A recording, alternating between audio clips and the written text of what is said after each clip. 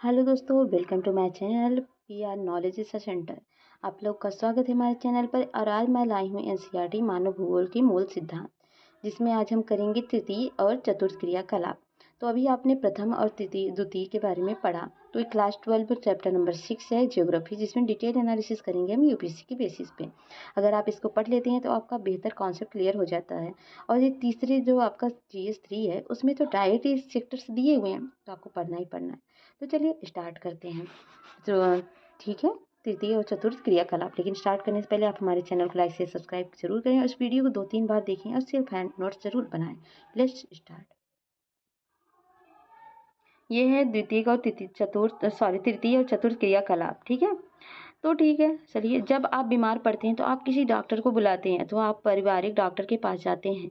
कभी कभी आपके माता पिता उपचार के लिए आपको अस्पताल ले जाते हैं। विद्यालय में आपको अध्यापक पढ़ाते हैं। किसी भी विवाद की स्थिति में कानूनी राय वकील से ली जाती है।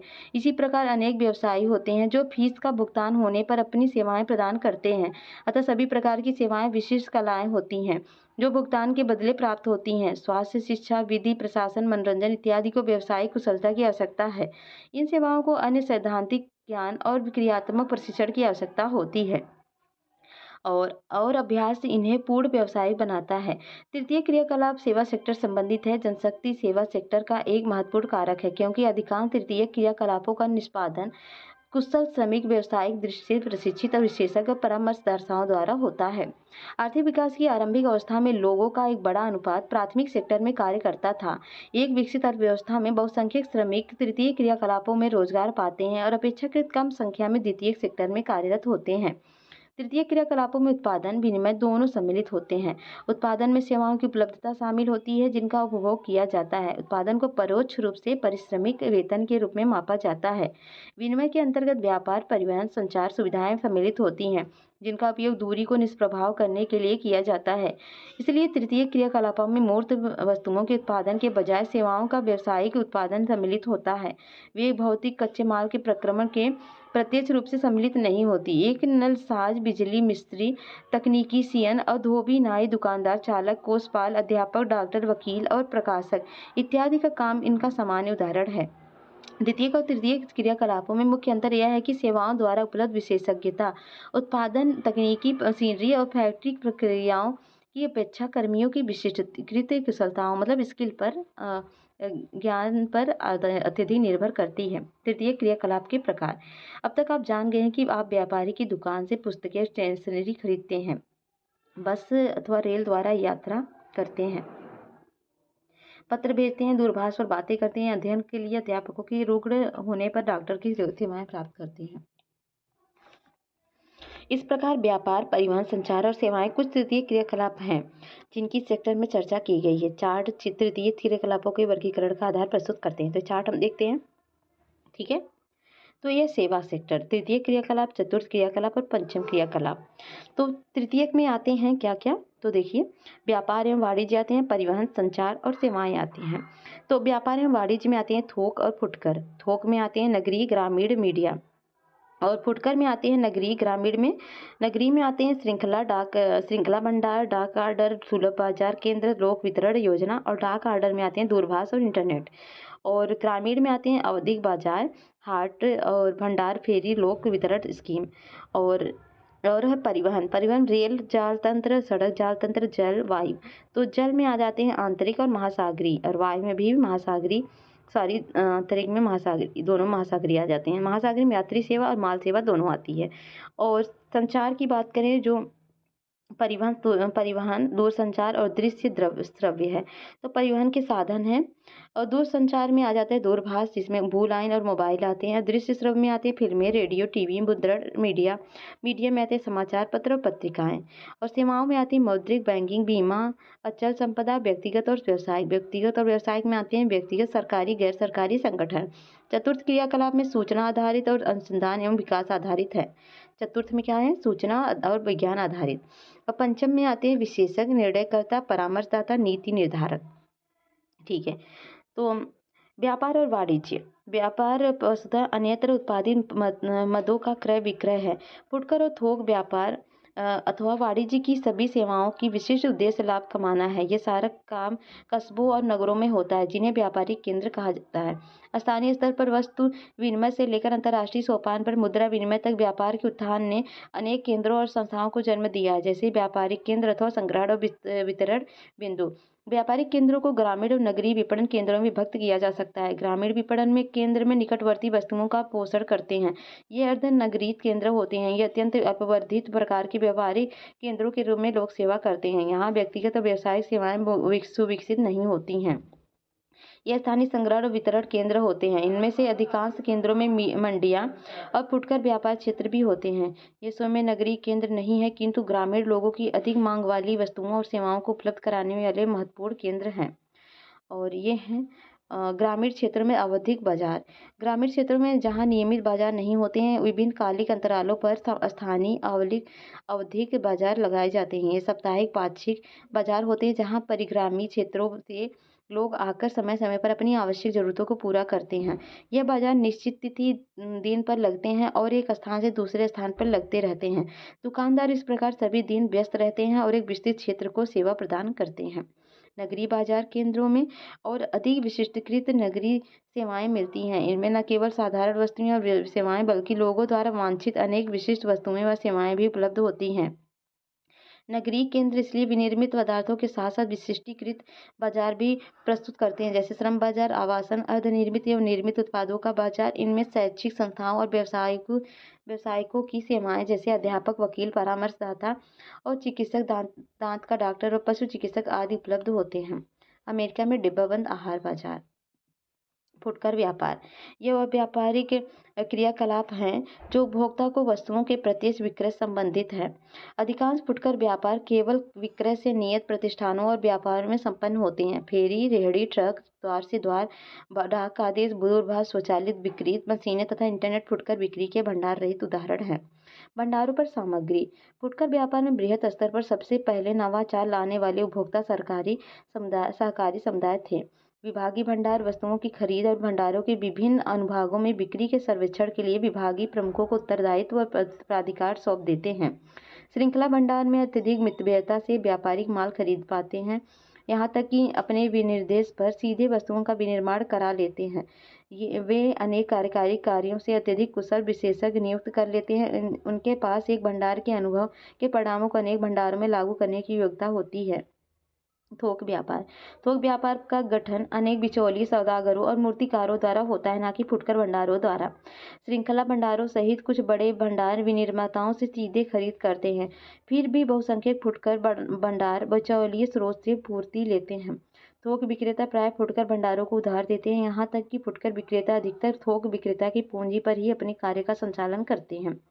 परिवहन।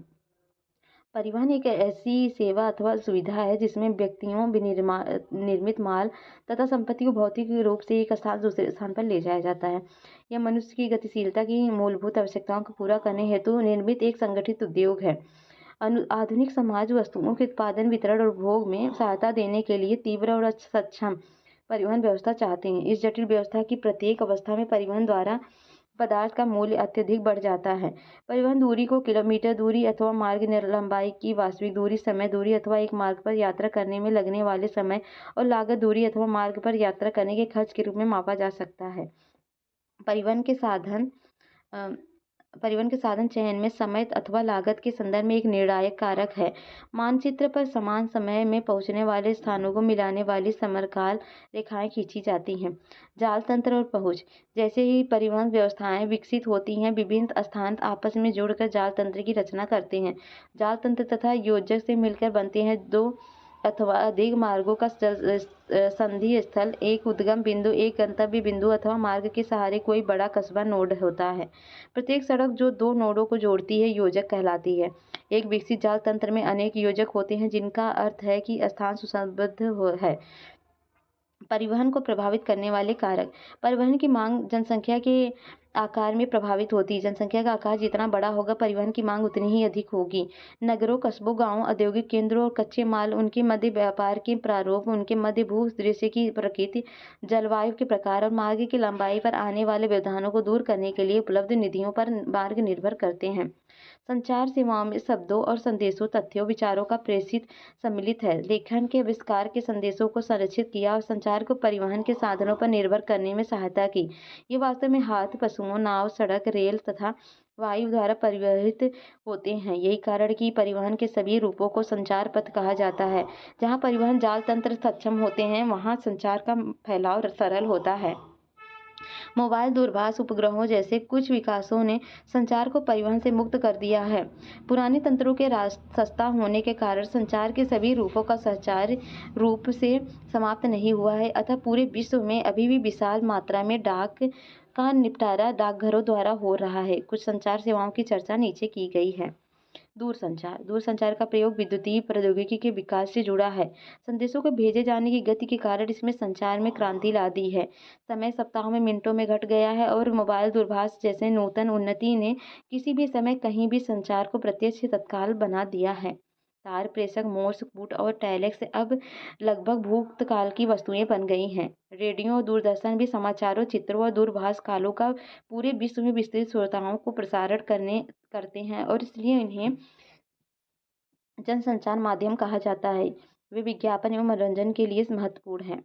समाचार पत्र विश्व के सभी कोनों में घटनाओं का प्रसारण करने में सक्षम होते हैं। उपग्रह संचार पृथ्वी और अंतरिक्ष से सूचना का प्रसारण करता है। इंटरनेट में वैश्विक संचार तंत्र में वास्तव में क्रांति ला दी है। सेवाएं विभिन्न स्तरों पर पाई जाती हैं। कुछ सेवाएं उद्योगों को चलाती हैं, कुछ लोगों को, और कुछ उद्योगों दोनों को। उदाहरणतः परिवहन तंत्र। निम्न स्तरीय सेवाएं जैसे पंसारी की दुकानें, धोबी घाट। उच्च स्तरीय सेवाएं अथवा लेखाकार, परामर्शदाता और काय चिकित्सक जैसी अधिक विशिष्टीकृत सेवाओं की अपेक्षा अधिक सामान्य और विस्तृत हैं। सेवाएं भुगतान कर सकने वाले व्यक्तिगत उपभोक्ता को उपलब्ध होती हैं।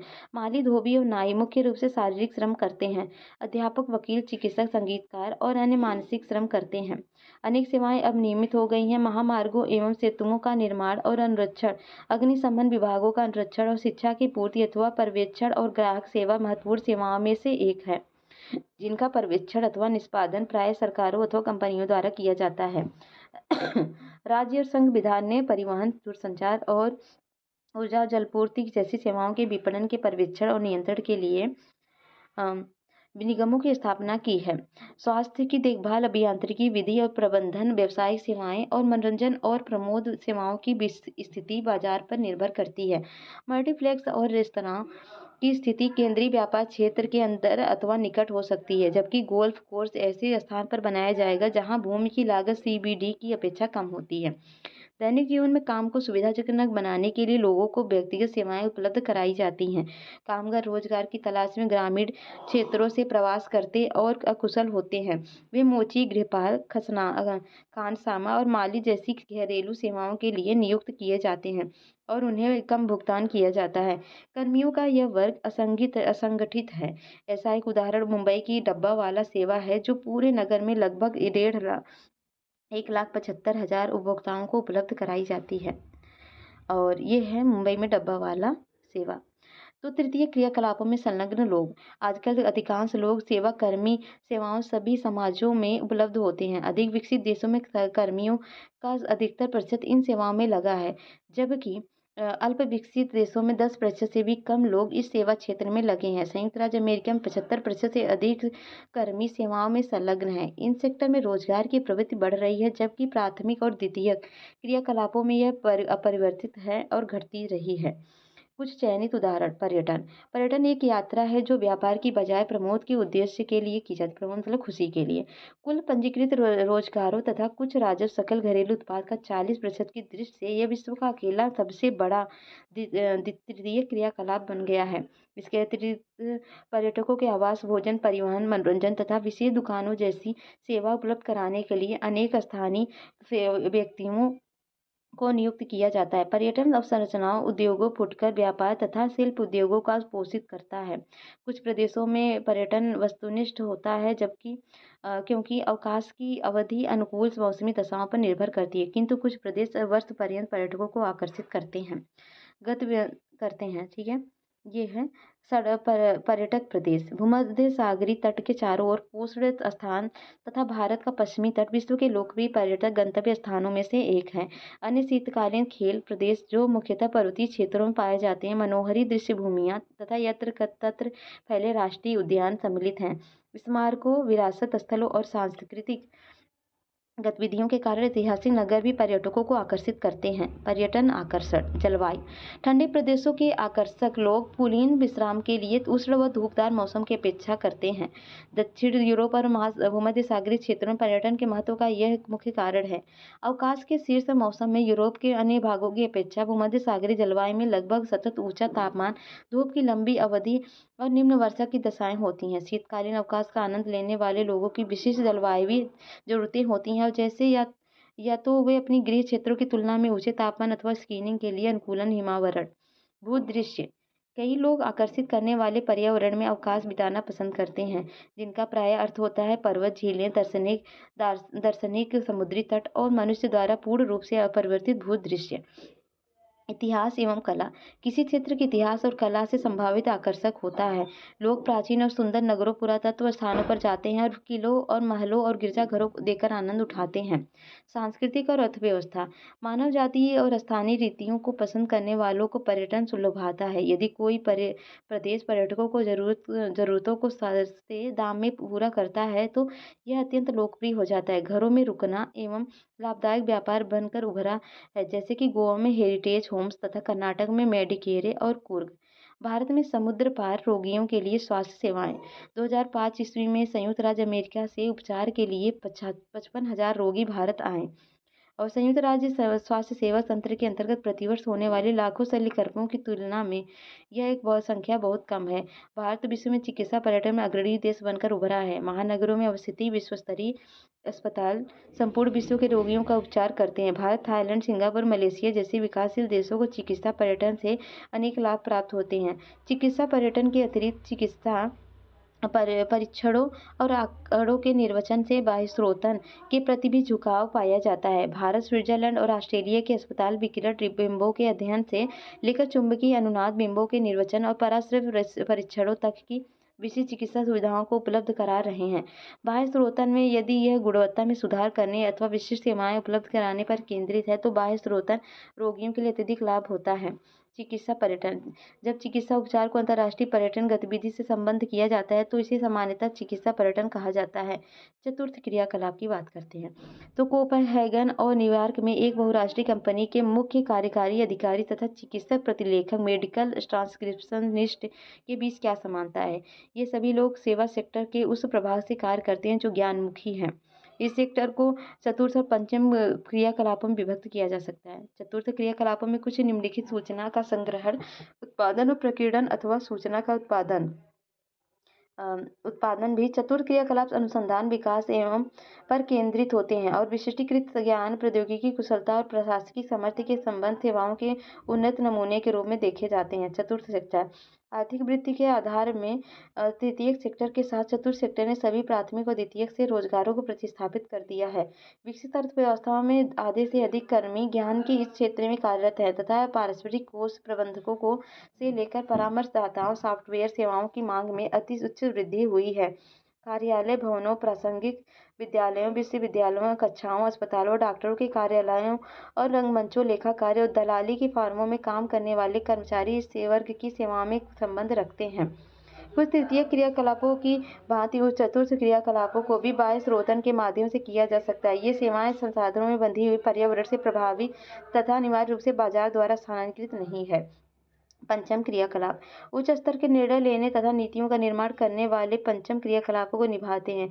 इनमें और ज्ञान आधारित उद्योगों को सामान्यतः चतुर्थ सेक्टर से छोड़ी होती है। सूक्ष्म अंतर होता है। पंचम क्रियाकलाप वे सेवाएं हैं जो नवीन एवं वर्तमान विचारों की रचना, उनके पुनर्गठन, व्याख्या, आंकड़ों का व्याख्या और प्रयोग तथा नई प्रौद्योगिकी के मूल्यांकन पर केंद्रित होती है। प्रायः स्वर्ण कॉलर कहे जाने वाले व्यवसाय तृतीय सेक्टर का एक और उपभाग विभाग है जो वरिष्ठ व्यावसायिक कार्यकलापों, सरकारी अधिकारियों, अनुसंधान वैज्ञानिकों, वित्त एवं विधि परामर्शदाताओं इत्यादि की विशेष और उच्च वेतन वाली कुशलताओं का प्रतिनिधित्व करते हैं। उन्नत अर्थव्यवस्था की संरचना में उनका महत्व उनकी संख्या से अधिक होता है। बाह्य स्रोतन के परिणाम स्वरूप भारत, चीन, पूर्वी यूरोप, इसराइल, फिलीपींस और कोस्टारिका में बड़ी संख्या में कॉल सेंटर खुले हैं। इससे इन देशों में नए काम उत्पन्न हुए हैं। बाह्य स्रोतन उन देशों में आ रहा है जहाँ सस्ता और कुशल श्रम उपलब्ध है। ये उत्प्रवास वाले देश हैं। बाह्य स्रोतन के द्वारा काम उपलब्ध होने पर इन देशों में प्रवास कम हो सकता है। बाह्य स्रोतन वाले देश अपने यहाँ काम तलाश कर रहे युवकों का प्रतिरोध झेल रहे हैं। बाह्य स्रोतन के बने रहने का मुख्य कारण तुलनात्मक लाभ है। पंचक सेवाओं की नवीन प्रवृत्तियों में ज्ञान प्रक्रमों बाह्य स्रोतन और होम शेयरिंग है जो बाह्य स्रोतन का विकल्प है। ज्ञान प्रकरण बाह्य स्रोतन उद्योग व्यवसाय प्रक्रम बाह्य स्रोतन से भिन्न है क्योंकि इसमें उच्च कुशल कर्मी सम्मिलित होते हैं। यह सूचना प्रेरित ज्ञान की बाह्य स्रोतन है। ज्ञान प्रकरण बाह्य स्रोतन कंपनियों के को अतिरिक्त व्यावसायिक अवसरों को उत्पन्न करने में सक्षम बनाता है। ज्ञान प्रकरण बाह्य स्रोतन के उदाहरणों में अनुसंधान और विकास क्रियाएं, ई लर्निंग, व्यवसाय अनुसंधान, बौद्धिक संपदा और अनुसंधान, कानूनी, व्यवसाय और बैंकिंग सेक्टर आते हैं। बाह्य स्रोतन अथवा ठेका देना, दक्षता को सुधारने और लागतों को घटाने के किसी बाहरी अधिकरण को काम सौंपना। जब बाह्य स्रोतन से कार्य समुद्र पार के स्थानों पर स्थानांतरित कर दिया जाता है तो इसको अपरतन कहा जाता है। यदि दोनों अपरतन और बाह्य स्रोतन का प्रयोग इकट्ठा किया जाता है, जिन व्यापारिक क्रियाकलापों को बाह्य स्रोतन किया जाता है उसमें सूचना प्रौद्योगिकी, मानव संसाधन, ग्राहक सहायता और कॉल सेंटर सम्मिलित किया जाता है। आंकड़ा प्रक्रमण और सूचना प्रौद्योगिकी से संबंधित एक सेवा है जिसे आसानी से एशियाई, पूर्वी यूरोपीय और अफ्रीका देशों में क्रियान्वित किया जा सकता है। इस देशों में विकसित देशों की अपेक्षा कम पारिश्रमिक पर अंग्रेजी भाषा में अच्छी निपुणता वाले सूचना प्रौद्योगिकी में कुशल कर्मचारी उपलब्ध हैं। तो ये है हो जाता है। अतः हैदराबाद अथवा मनीला में स्थापित एक कंपनी भौगोलिक सूचना तंत्र के तकनीक पर आधारित परियोजनाओं पर संयुक्त राज्य अमेरिका अथवा जापान जैसे देशों के लिए काम करती है। श्रम संबंधी कार्यों को समुद्र पार कार्यान्वित करने से, चाहे वह भारत, चीन और यहाँ तक कि अफ्रीका का कम सघन जनसंख्या वाला देश बोत्सवाना हो, ऊपरी लागत बहुत कम होती है जिससे यह सेवा लाभदायक हो जाती है। क्रियाकलाप तो ये देख सकते हैं कौन से जॉब कौन से हैं ये आप बताएंगे। अभी तक जो पढ़ाया गया है। अंकीय विभाजन सूचना और संचार प्रौद्योगिकी पर आधारित विकास से मिलने वाले अवसरों पर वितरण पूरे ग्लोब पर असमान रूप से वितरित है। देशों में विस्तृत आर्थिक, राजनीतिक और सामाजिक विभिन्नताएं पाई जाती हैं। निर्णायक कारक यह है कि कोई देश कितनी शीघ्रता से अपने नागरिकों को सूचना और संचार प्रौद्योगिकी तक पहुँच और उसके लाभ उपलब्ध करा सकता है।